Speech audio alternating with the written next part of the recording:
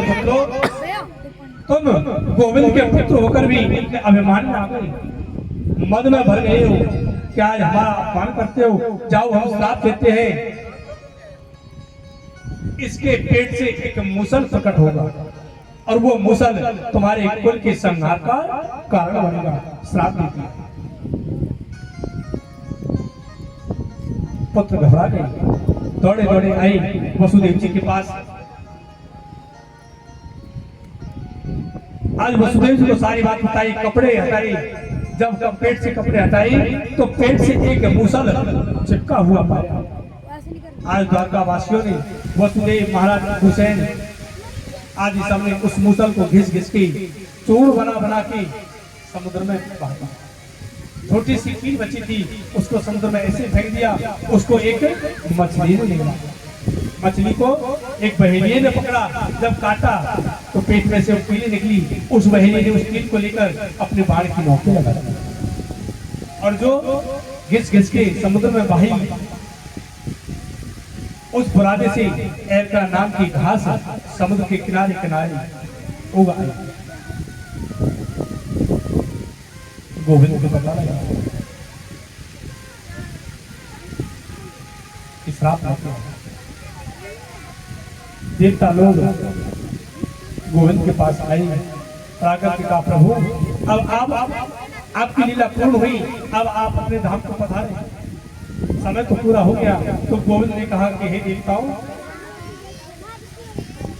इस संसार में, इस पृथ्वी पर सबसे बड़ा जो भार है वो मेरा वंश है। मेरे कुल को श्राप तो लग चुका है, सब ऋषियों ने श्राप को दे दिया है। आज से 7वें दिन मेरे वंशज आपस में लड़ लड़ करके मर जाएंगे और ये द्वारका नगरी समुद्र में डूब जाएगी। तब मैं अपने धाम को आऊंगा। पृथ्वी पर सबसे बड़ा भार मेरा ही वंश है। आज देवता लोग वहां से वापस हुए। वसुदेव जी महाराज उदास बैठे हैं। तो वसुदेव जी महाराज के पास नारद जी आई और नारद जी महाराज ने आकर पूछा, महाराज इतने उदास क्यों करते हैं, क्या बात है?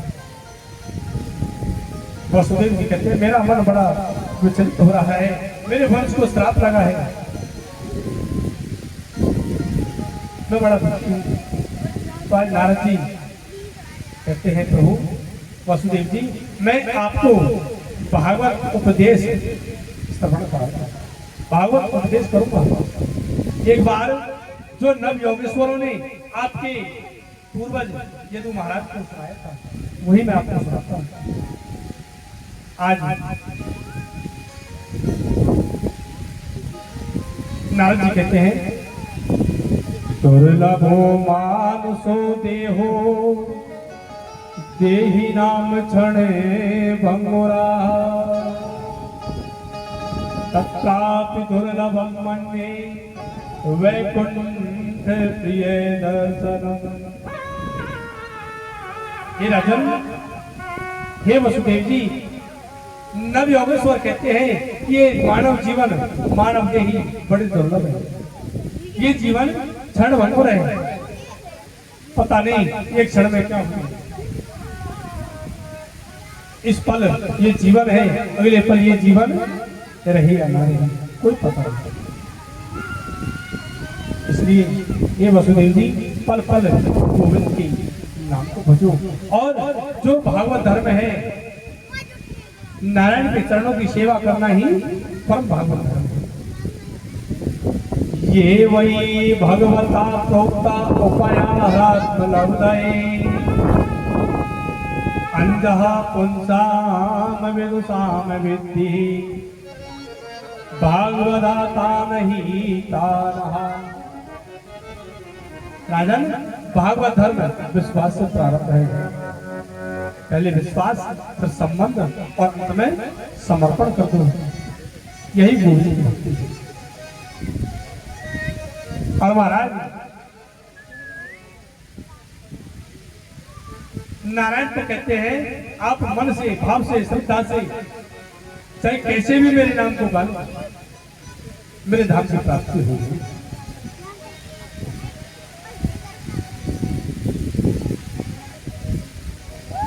चाहे भाव से गाओ चाहे कुभाव से गाओ। भावे कुभाव अनखे आलस हूँ, भावे कुभाव अनखे आलस हूँ, नाम जपत मंगल दिसे दस हूँ।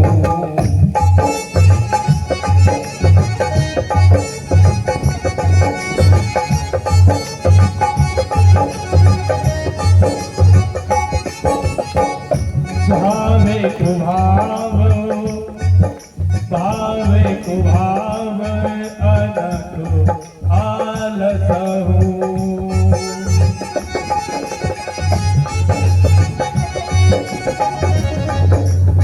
नाम जपत मंगल दिसे दस हूँ। श्री राम जय राम जय जय राम, श्री राम जय राम जय जय राम। वो नारायण कहते हैं वसुदेव जी, चाहे भाव से गाओ चाहे कुभाव से गाओ चाहे कैसे भी गाओ, लेकिन मेरे नाम को गाओ। चाहे उल्टा गाओ चाहे सीधा गाओ, चाहे विष्णवे नमः कहो चाहे विष्णाय नमः कहो, फल तो प्राप्त हो। बस आप एक बार राम नाम के बीच को वो कर्म करो तो सही। इन हाथों से वो अनेकों प्रकार की धर्म के कर्म करो तो सही।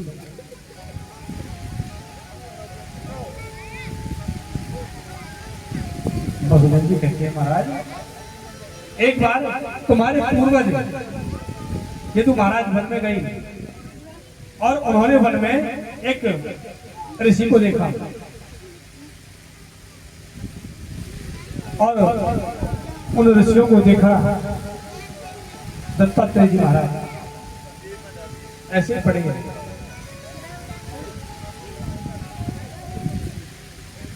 जब वो ऐसे पड़े थे तो उन्होंने जाकर प्रणाम किया और कहा, भगवान आप इस निर्जल वन में अकेले कैसे रहते हो? भोजन कहाँ से आता है, जल कहाँ से आता है, कैसे रहते हो?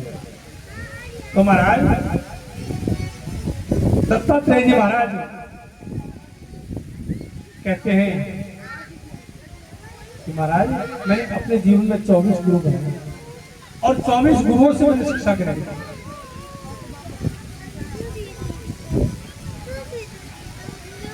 आज 24 गुरु के बारे में बता रहे हैं महाराज, मैंने अपने जीवन में ऐसे ऐसे 24 गुरु बनाए और अंत में तो मैंने अपने देह को गुरु बनाए। और 24 गुरु कौन कौन से?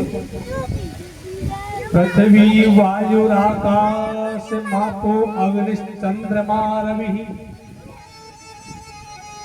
कपोतो अजगरः सिंधु पतंगो मधुकदाः गजः, मधुआ हरिणो मीनः पिंगला कुर्रो अभ्रकः, कुमारी सकृतः सर्प पूर्णनाभि सुपेशकृतः। अपने जीवन में 24 गुरु बनाए। पहला गुरु मैंने पृथ्वी को बनाया, पृथ्वी से मैंने सीखा सहनशीलता। पृथ्वी के ऊपर आप हल चलाते हो, प्रहार करते हो, लेकिन पृथ्वी कभी उल्टा जवाब नहीं देती, उल्टा प्रहार नहीं करती। वैसे ही हमको सहनशील होना चाहिए।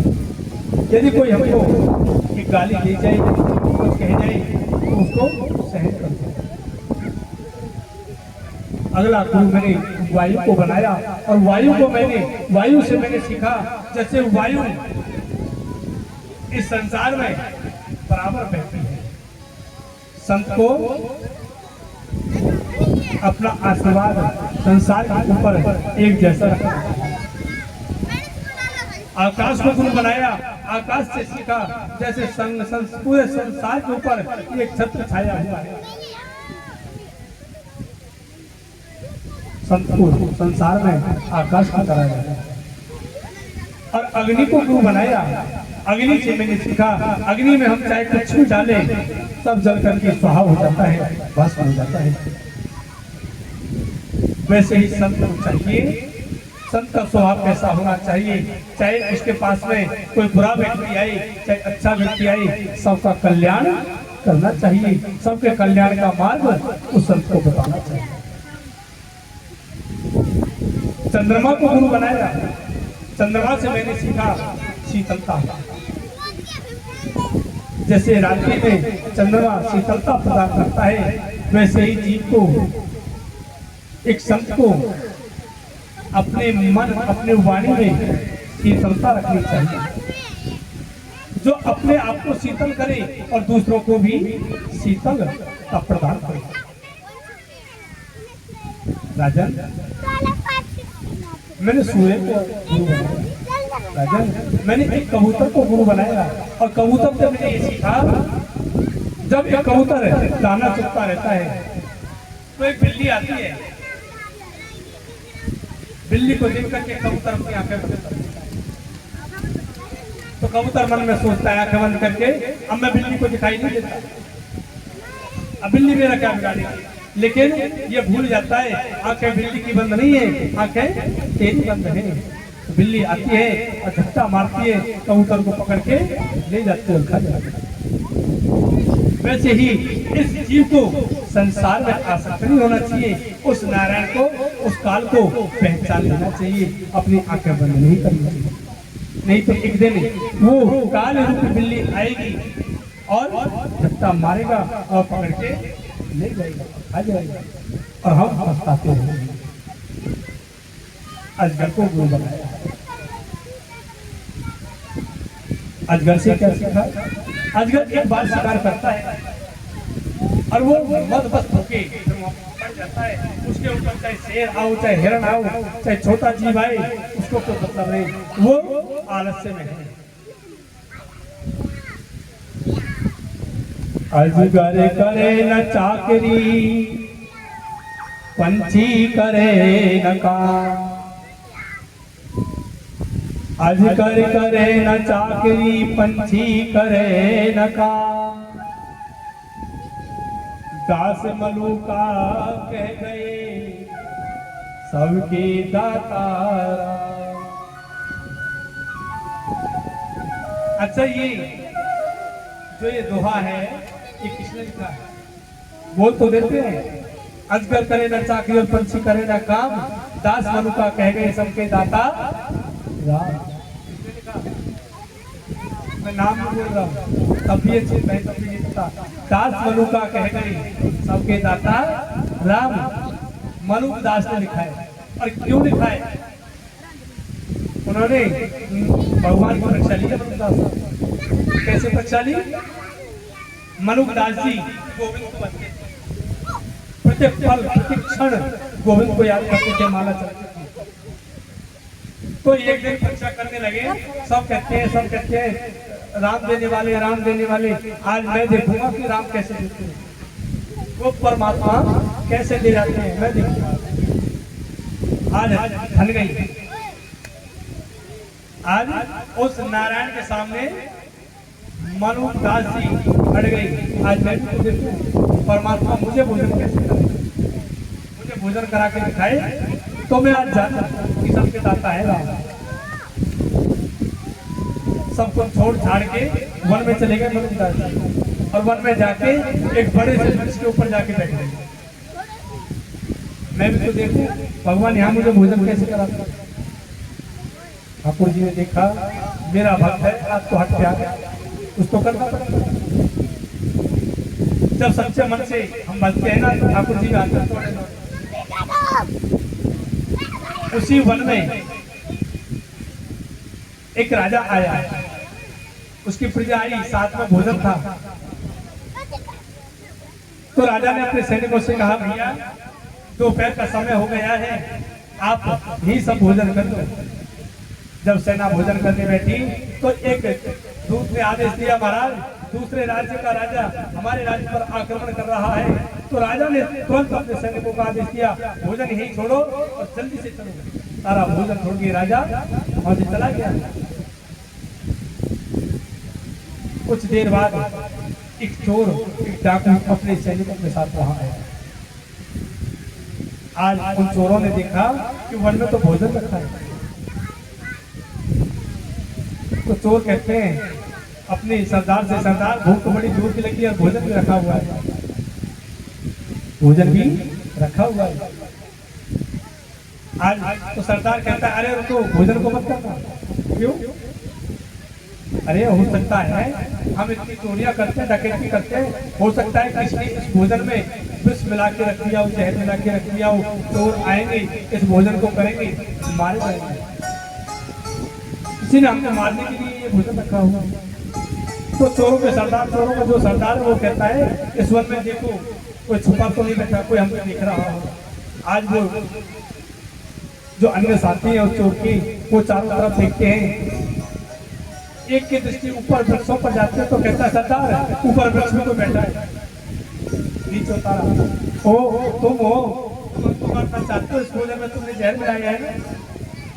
मनुदास कहते भैया ये भोजन तो मेरा है ही नहीं, मैं क्यों जहर मिलाऊंगा, मैं तो सुबह से यहाँ पर बैठा हूँ। नहीं तुम झूठ बोलते, भोजन तुम्हारा है, तुम लेके आए और तुमने निश्चित ही इस भोजन में विष मिलाया जिससे कि इस भोजन को हम कर लें और हम विष के प्रभाव में मर जाएं। अब तो चोरों का सरदार कहता है पहले ये भोजन तुम कर लो। मनुदास ने अपने हाथ बांध लिया, प्रभु भोजन की व्यवस्था तो आपने कर दी, लेकिन खिलाओगे कैसे, मैं खाऊंगा ही नहीं, हम चाहते। सरदार कहता है अपने साथियों से इसके हाथ पकड़ो, इसका मुख खोलो और भोजन लो इसके मुख में दो। आज उन साथियों ने उसके हाथ पकड़ लिए, हाथ से मुख खोला और भोजन उठाया और उसके मुख में दे दिया। खाओ पहले तो भोजन खाओ, बाद में आता है। मनुदास जी की आंखों में आंसू आ गए। तब मनुदास जी ने कहा है अजगर करे न चाकरी और पंछी करे न काम, दास मलूका कह गए सबके दातारा।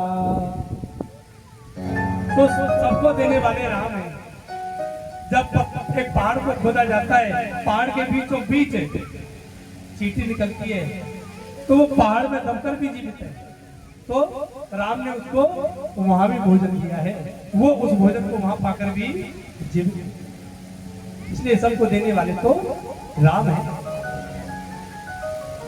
अजगर को गुरु बनाया, फिर सागर को गुरु बनाया, एक पतंगे की को गुरु बनाया।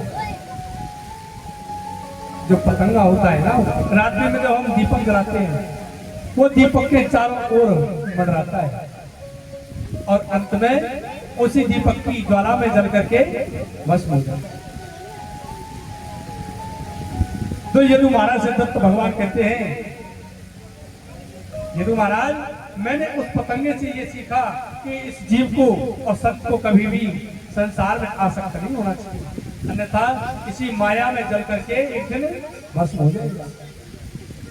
मधु को एक शहद इकट्ठा करने वाली मधुमक्खी को गुरु बनाया। उससे क्या सीखा कि वो मधुमक्खी जीवन निकाल देती है शहद इकट्ठा करने में, शहद बनाने में, और एक दिन कोई शिकारी आता है और उसके शहद को निकाल के ले जाता है। शहद इकट्ठा मधुमक्खी करती है, बनाती है शहद को, बड़ा मेहनत करती है, और कोई शिकारी आया और बड़ी आसानी से शहद को लेकर के चला गया। तो राजन एक संत को संसार में इतना आसक्त होकर के धन इकट्ठा नहीं करना चाहिए। क्यों? धन को इकट्ठा हम करेंगे, हम तो चले जाएंगे, धन को खाएगा कोई और। राजन अगला मैंने एक गज को बनाया, एक हाथी को बनाया।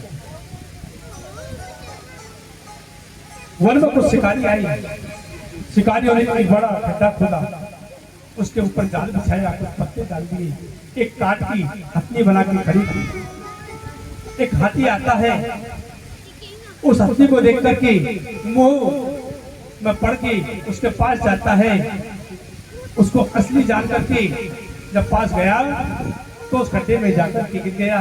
शिकारी आए, हाथी को पकड़ करके ले गए। तो ये संसार स्वप्न बना है, संसार स्वप्न बताए। कैसे? मानो हमने स्वप्न देखा। एक सपना देखते हैं, सपने में एक सिंह आया, शेर आया और शेर ने हमारे गले को, हम घबरा गए कि शेर ने हमारे सर को खा लिया, हमारे गले को खा गया। हड़बड़ाहट में घबराहट में हमारी आंखें खुल गई। हमारी आंखें जैसे खुली, हमारा हाथ सीधा कहाँ गया? गले पर। हमारा गला कहाँ? कई बार सपना देखते डरते कि डर जाते हैं। डर गई, आंख खुली, गर्दन को देखा, फिर हंसी आई। अरे मैं तो बहुत सपना देख रहा था, सपने में सिंह ने मेरी गर्दन को खा लिया। वैसे ही ये संसार एक स्वप्न बता है, कुछ भी साथ है। इसलिए ही रहता है इस संसार में एक किराएदार है, मालिक नहीं हो। किराएदार बनकर के रह रहे, जो कहता है कि हम मालिक हैं उसको अहंकार हो गया। मालिक हम नहीं, मालिक तो वो है, वो नारायण, वो परब्रह्म है मालिक। हम तो किराएदार हैं, इस संसार में आए हैं और एक दिन इस किराए के घर को खाली करके जाना पड़ेगा। पक्की रजिस्ट्री नहीं है, केवल किराए का एग्रीमेंट हुआ पड़ा है। अगला गुरु मैंने हिरण को बनाया, एक मछली को गुरु बनाया, एक पिंगला को गुरु बनाया, एक गणिका को गुरु बनाया। गणिका से मैंने सीखा, गणिका सच धज के पूरा दिन खड़ी रही लेकिन कोई जब नहीं आया। तो उसने अपने मन में विचार किया, यदि जैसे ये संत गोविंद को बचते हैं, यदि सुबह से लेकर के शाम हो गई लेकिन कोई नहीं आया, मैं सच धज के खड़ी हूँ। ऐसे सच धज के यदि मैं नारायण को भजती, नारायण के नाम को गाती, तो मुझे नारायण के धाम को प्राप्ति होगी। राजा, मैंने कुमारी कन्या को गुरु बनाया। कुमारी कन्या को कुछ रिश्ते वाले आए देखने के लिए। जब उसके परिवार में रिश्ते वाले आए तो वो कुमारी कन्या अंदर जाकर के भोजन बनाने की तैयारी करने लगी और भोजन के लिए कुछ धान्य को कूटने लगी। कन्या के हाथों में चूड़ियां, वो चूड़ियां आपस में बजने लगी, खनकने लगी। कन्या ने सोचा बाहर रिश्तेदार बैठे हुए हैं, वो सोचेंगे, वो क्या सोचेंगे? तो उसने चूड़ियों को उतार दिया, दो चूड़ी हाथ में, फिर धान्य को कूटा, चूड़ी फिर भी बचती। उसने एक चूड़ी को रखा, चूड़ियों की खनखनाहट बंद हो गया, बजना बंद हो गया। तो महाराज मैंने सीखा कि संत को संसार में नहीं रहना चाहिए, संत को तो अकेले रहना चाहिए और गोविंद का भजन करना चाहिए। संसार में रहोगे तो परिवार में रहना पड़ेगा, परिवार में रहोगे तो मोह और माया के चक्कर में पड़ जाओगे, तो ठाकुर जी का भजन छूट जाएगा। इसलिए संत को तो अकेले रहना चाहिए। मैंने सबको गुरु बनाया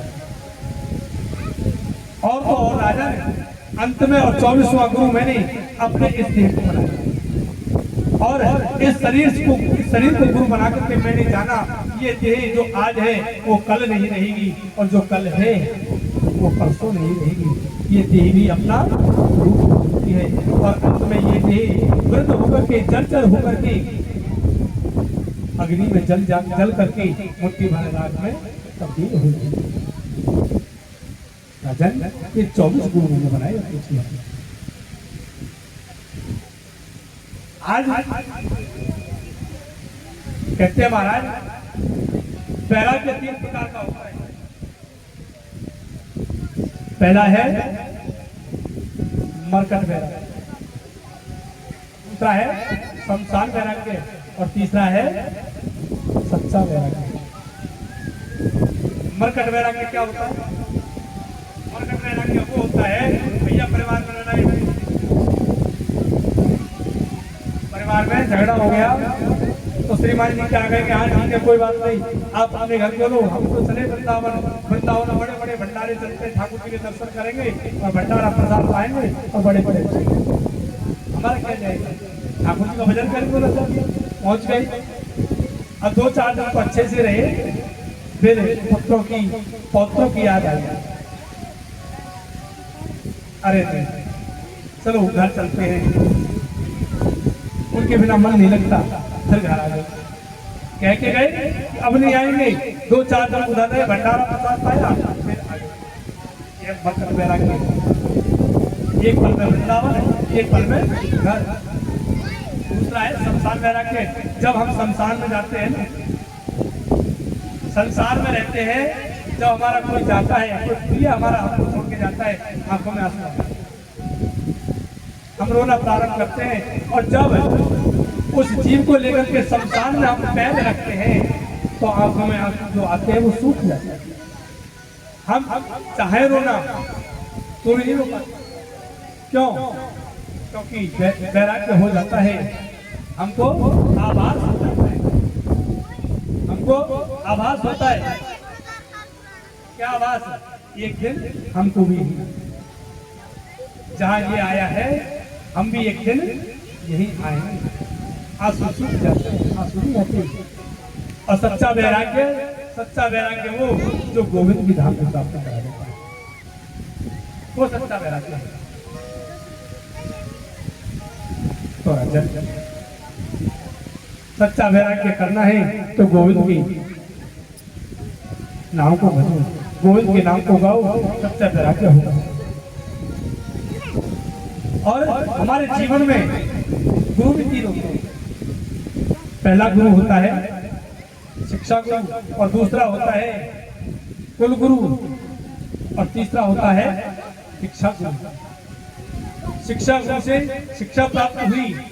कुल गुरु वो जो हमारे परिवार में, हमारे घर में आकर के नामकरण, विवाह, संस्कार आदि और हमारे होमकरण जो हमारे कुल के कार्य हैं उनको कराए, वो कुल गुरु। और शिक्षा गुरु जिसने हमको नाम मंत्र दिया है, जो हमें दीक्षा देते हैं। और जब हम गुरु दीक्षा लेते हैं तो हमारा दूसरा जीवन प्रारंभ हो जाता है। पिछला जीवन खत्म हो जाता है गुरु दीक्षा लेते हैं। इसलिए जीवन में शिक्षा गुरु तो बहुत होते हैं, लेकिन शिक्षा गुरु जीवन में एक। यदि आप जीवन में गुरु बनाए हो तो कभी भी गुरु का अपमान मत करना, गुरु की निंदा मत करना। और यदि गलती से भी आपने गुरु की निंदा की तो आपको 84 में भटकना पड़ेगा। गुरु की निंदा नारद जी ने की है, और जब नारद जी ने गुरु की निंदा की तो नारद जी को भी 84 में भटकना पड़ा। अंत में गुरु के चरणों में नारद जी आए। नारद जी के गुरु कौन है पता है? भागवत तो बड़ी होती है, कथाएं बड़ी होती हैं। नारद जी के गुरु हैं मछुआरा। एक नारद जी का गुरु कौन था? एक मछुआरा। मछुआरे को गुरु बनाया। मछुआरे ने 84 से पार करने का उपाय भी बताया, नारद जी पार किया। इसलिए जीवन में गुरु बनाओ, गुरु बना करके गुरु की निंदा मत करना। यदि आपके सामने गुरु की निंदा हो रही हो तो सुनना, निकल जाना। गुरु की निंदा करना, गुरु की निंदा करने से भी सुनना बहुत बड़ा होगा। इसलिए जीवन में गुरु की निंदा करना। गुरु का अर्थ ही वो है जो हमें गोविंद की भक्ति का मार्ग बतला देता है। जो गुरु हमको गोविंद के दर्शन का मार्ग बता दे, गोविंद प्राप्ति का मार्ग बता दे, वही तो गुरु है। जो अपने ज्ञान रूप प्रकाश से हमारे हृदय में बैठे हुए अंधकार रूप अज्ञान को जो दूर कर दे, वही गुरु है। बोलिए सद्गुरुदेव भगवान की जय। दत्त भगवान से उपदेश पाकर के ये तो महाराज उनके चरणों में प्रणाम करके वहां से चले गए।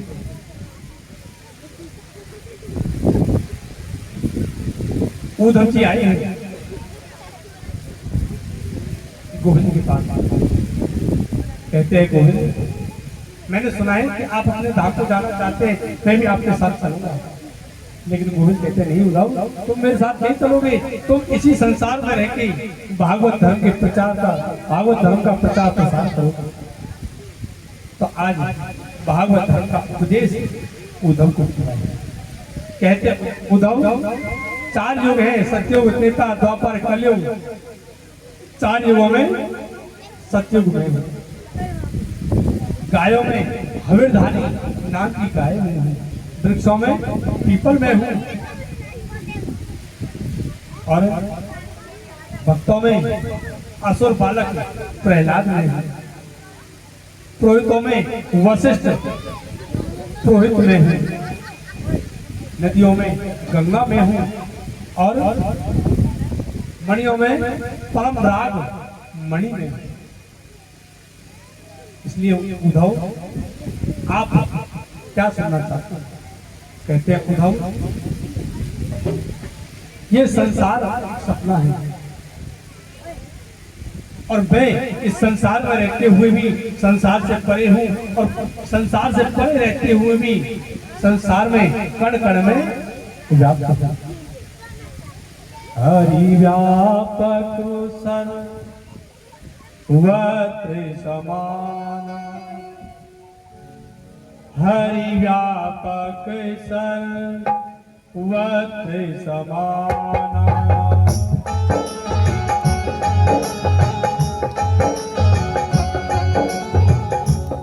हरि व्यापक सर्वत्र समान,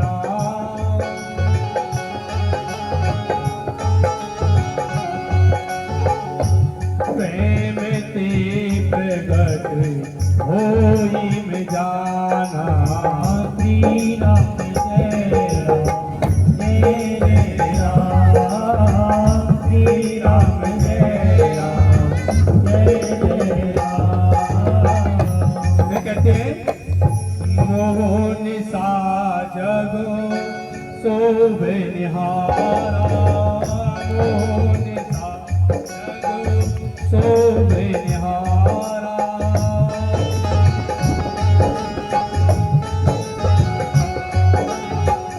देखहि स्वप्न अनेक प्रकारा, श्री राम जय राम, जय राम, श्री राम जय राम, जय राम।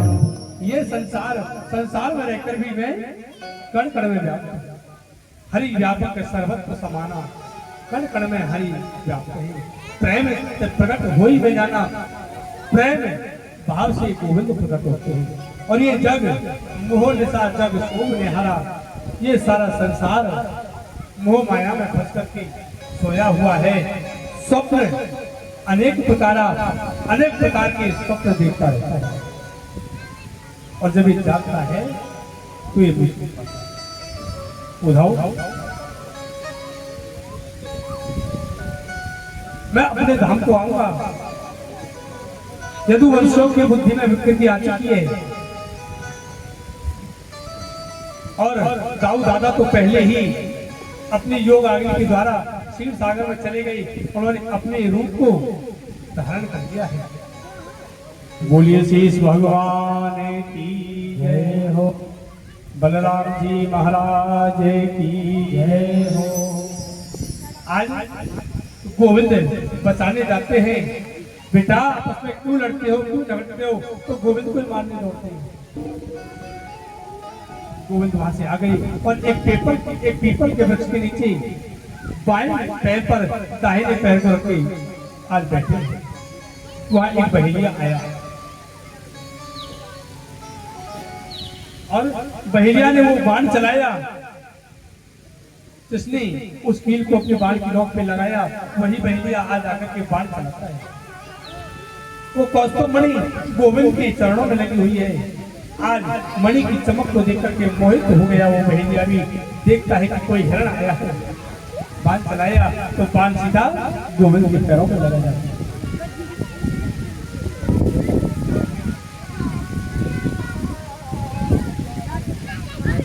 वहां बहेलिया आया, बहेलिया ने देखा कि बांधो गोविंद के पैरों में लगा, चरणों में लगा, क्षमा याचना की, गोविंद अपराध हो गया, क्षमा करो। तो आज गोविंद कहते हैं तुम्हारा इसमें कोई दोष नहीं, ये सब कर्म है और कर्म कभी पीछा नहीं छोड़ता।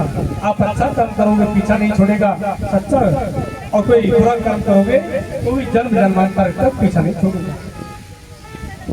तो बहेली इसे कहता है त्रेता में मैंने तुमको मारा, तुम आज जो बाली बन के आई त्रेता में, आज तुम बहेलिया बन के आई हो, तुमने वैसे ही ये बाण मारा है, तुम्हारा इसमें दोष नहीं, कोई दोष नहीं, तुम यहाँ से जाओ। वहाँ अर्जुन बहेलिया जाने के बाद अर्जुन आए, अर्जुन ने देखा कि गोविंद ये क्या, ये बाण किसने मारा, मुझे बताओ, मैं छोड़ूंगा नहीं। तो आज गोविंद कहते हैं अर्जुन यदुवंशी आपस में लड़ लड़ करके मर गई, और आज से 7वें दिन ये द्वारका समुद्र में डूब जाएगी। हमारे कुछ रानियां बची हैं, उनको लेके आप हस्तिनापुर चले जाओ।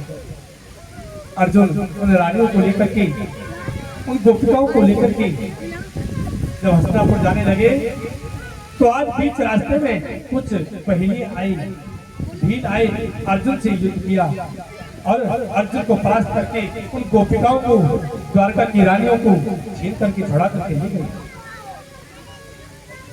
समय समय सुंदर सब, समय बड़ो बलवान, भीलन लूटी गोपिका, वही अर्जुन और वही बाण।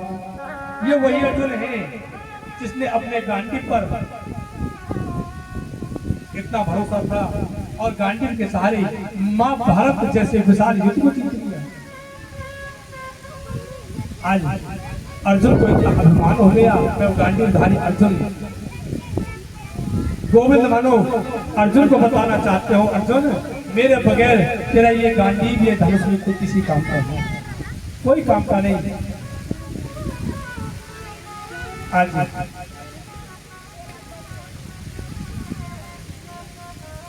सबके देखते देखते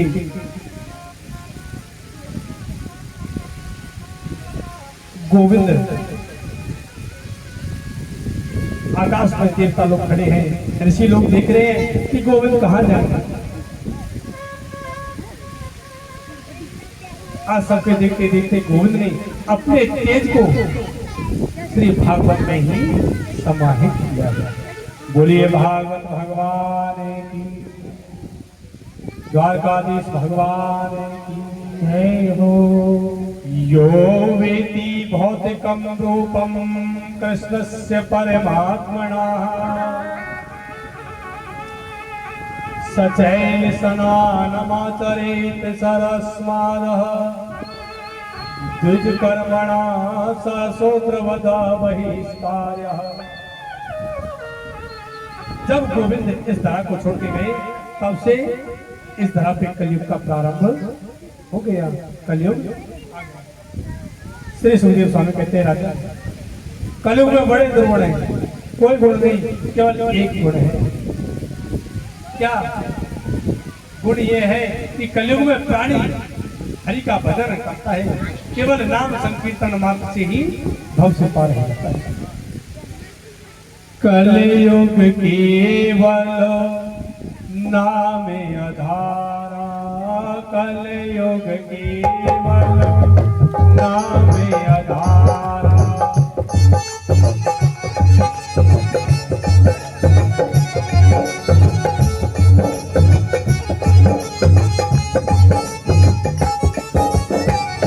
कलयुग केवल नाम आधारा, कलयुग केवल नाम आधारा।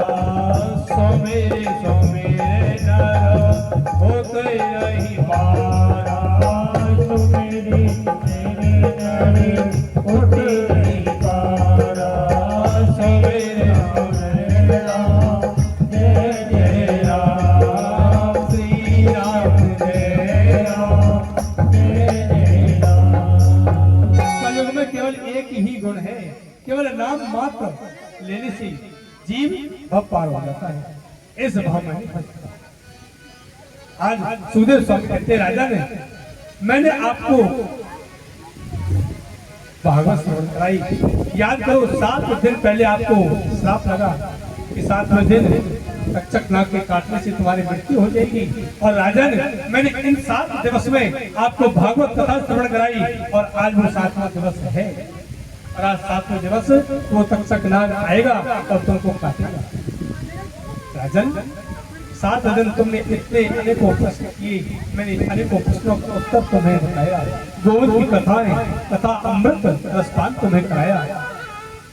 एक प्रश्न मैं करना चाहता हूँ, बोलो बोलो।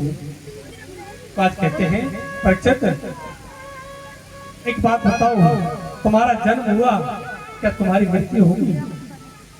आज सुनते ही राजा परीक्षित हाथ जोड़ गए, कहने लगे गुरुदेव, जब मेरा जन्म ही नहीं हुआ तो मेरी मृत्यु क्यों होगी? मैं तो एक आत्मा हूँ, मैं तो अजर हूँ, अमर हूँ। मैं नहीं मरूंगा, मरेगा ये शरीर। प्रभु, मैं तो गोविंद का अंश हूँ, मैं तो उस नारायण का अंश हूँ, मैं नहीं मरूंगा। आज सुखदेव जी कहते हैं परीक्षित, मैंने तुमको भागवत श्रवण कराई, आज मुझे लगता है आपको भागवत कथा श्रवण कराना मेरा सार्थक हो गया। परीक्षित, अब तुम्हें कुछ और सुनाना शेष नहीं। परीक्षित, अब हम चलते हैं। श्री सुखदेव स्वामी महाराज खड़े हुए और राजा परीक्षित ने प्रणाम किया है। गुरुदेव जी कि अखंड मंडलाकारं व्याप्तं येन चराचरं तत्पदं दर्शितं येन तस्मै श्री गुरुवे नमः।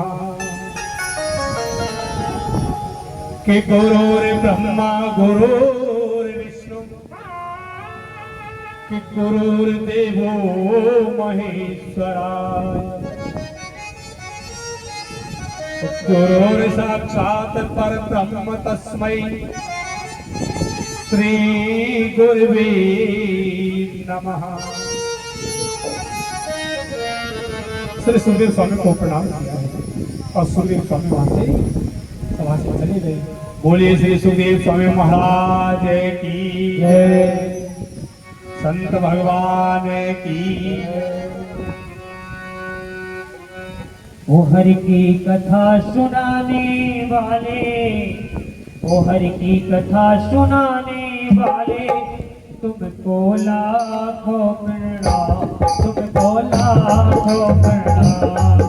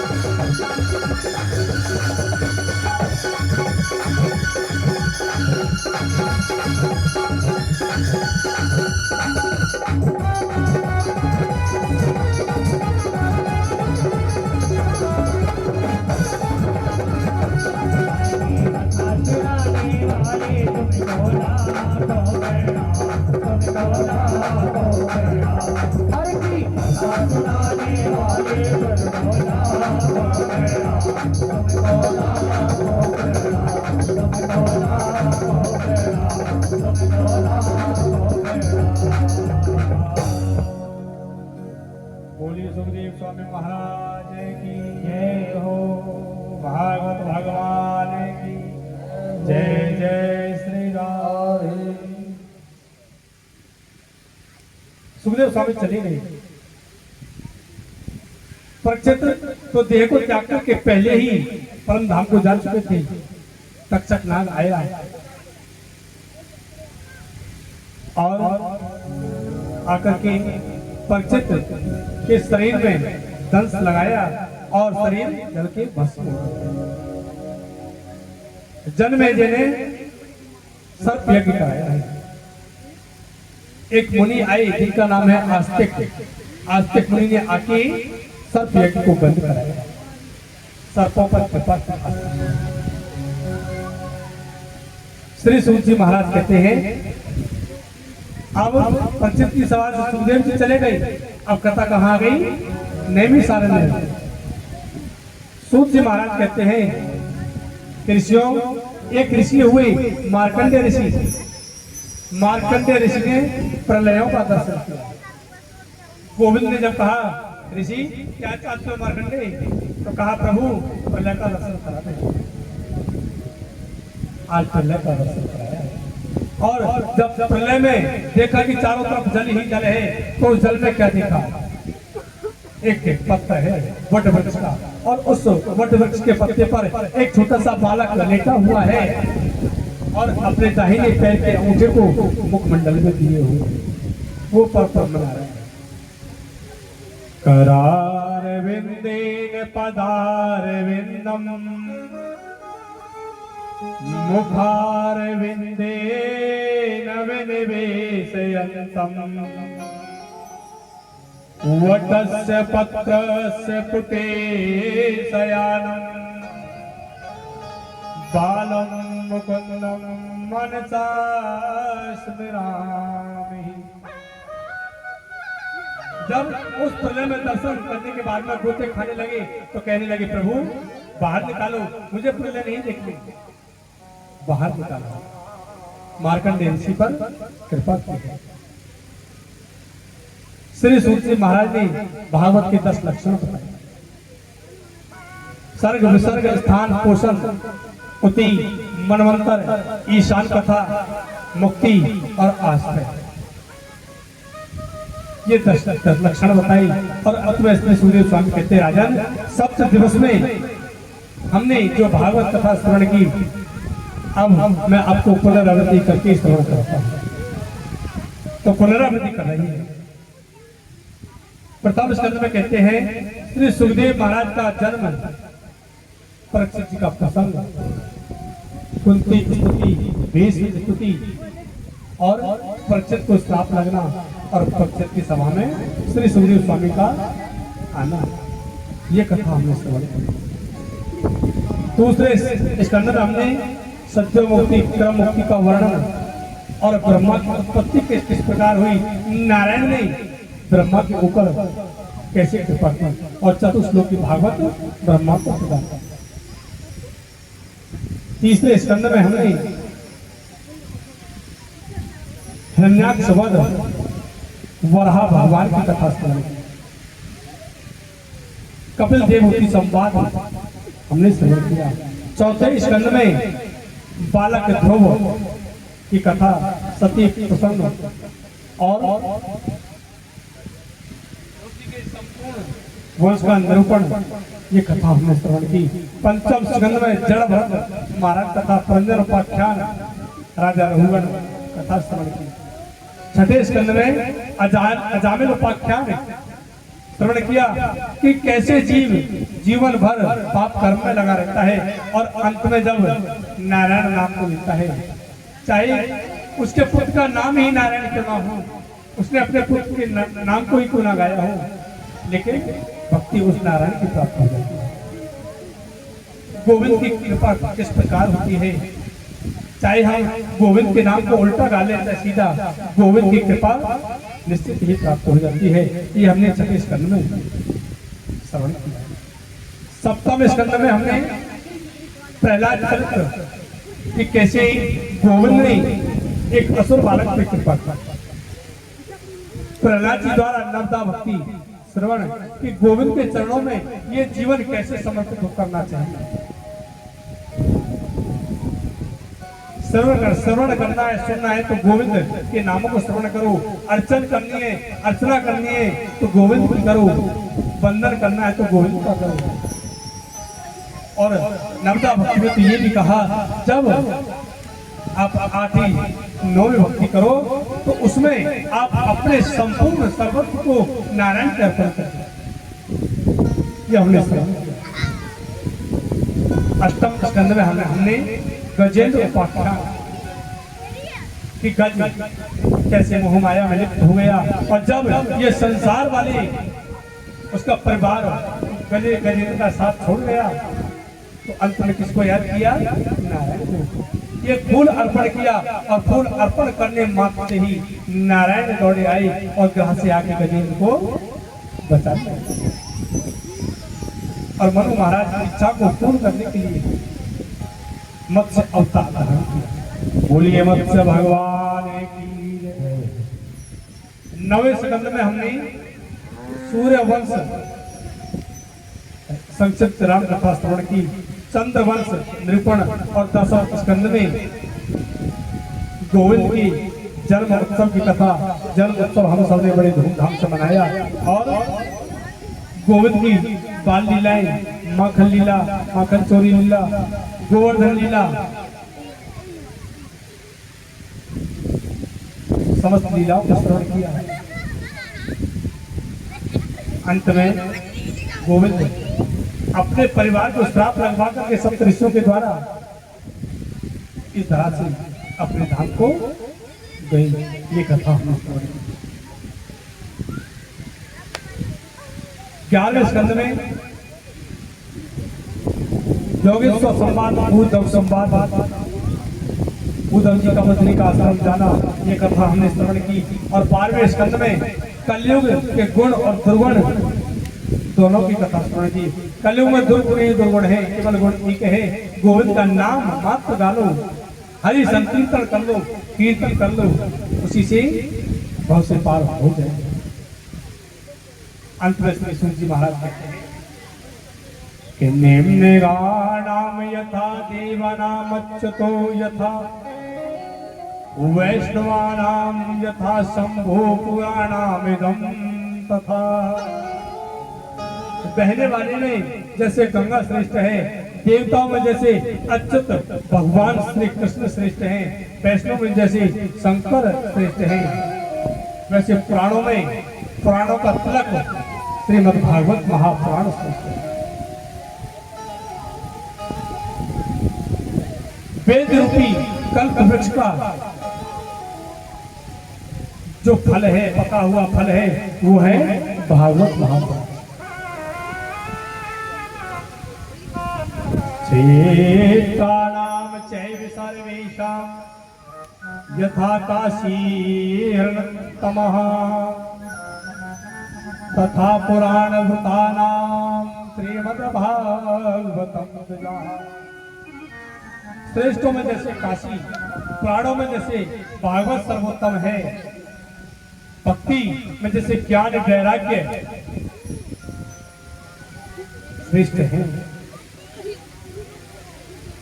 वैसे ही भागवत में जो एक ज्ञान गंगा बहती है, इसमें भक्ति और ज्ञान गंगा की धारा होती है, जिसमें हम अवगाहन करके अपने जीवन को धन्य बनाते हैं। भागवत में 12 स्कंद है, 335 अध्याय है, 18,000 श्लोक है। और भागवत जी का अंतिम श्लोक है। सभी पालकी लगा के बैठेंगे, कोई पैरों के बांध के नहीं बैठेगा, क्योंकि भागवत जी का अंतिम श्लोक है। सभी को बोलना है, हाथ बांध के नहीं बैठे, पैर बांध के नहीं बैठे, बिल्कुल आराम से बैठे और सभी को बोलना है। क्यों? तो इस श्लोक का अर्थ ये है कि नाम संकीर्तन मात्र से सारे दुख, क्लेश, ताप मिट जाते हैं और जीव भवसागर से पार हो जाता है। बोलिए भागवत भगवान की।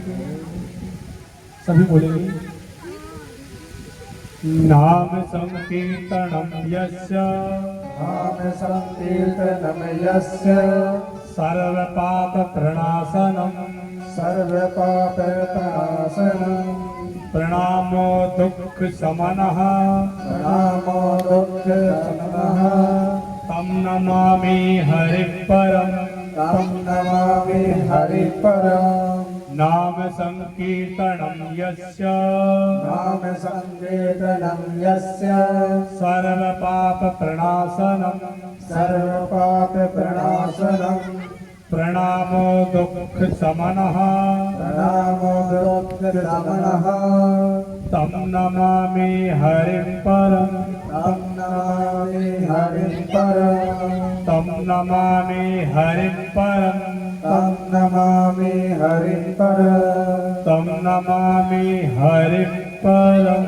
तं नमामि हरिः परम्। बोलिए भागवत भगवान की जय हो। सुखदेव स्वामी महाराज की जय हो। राधा सर्वेश्वर भगवान की जय हो। वृंदावन श्री वाकई गहिलाल की जय हो।